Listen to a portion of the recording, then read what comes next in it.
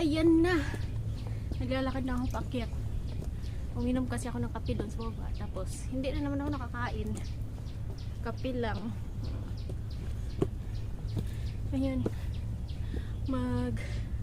ano tayo? Lakad. Katandahan lang, guys. Kasi puro hagdan ito. 1/4 na tayo kanina. 1/2 pa pala ako. 1/2 pa ba? Oo nga, 1/2 pa pala. Oo, diba?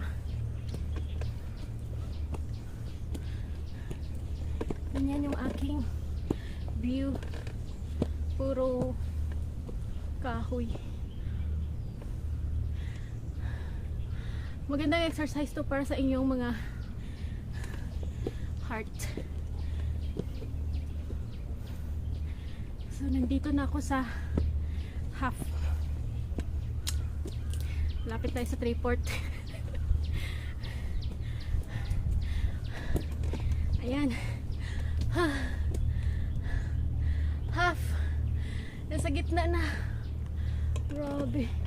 Gitna na to. Grabe kabilis. Kabilis na nakakapag. Magkapag-work tayo. Ay.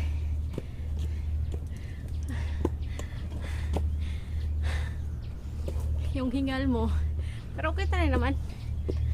Okay na. Wala ka ng